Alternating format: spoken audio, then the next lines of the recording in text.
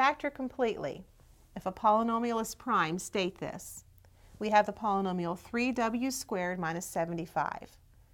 The first thing we're going to do is look for a common factor. In this case, there is one. 3 is a common factor, so I begin by factoring out a 3. I have 3 times w squared minus 25. I look at inside my parentheses, I have 2 terms. When I have 2 terms, the only way I know how to factor those, if there's no common factor, is as a difference of squares. This is a square, and they're subtracted, so that is a difference of squares.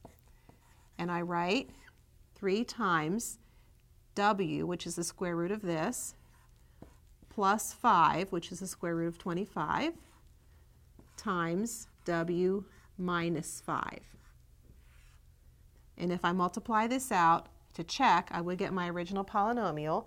So 3 times w plus 5 times w minus 5 is the factorization.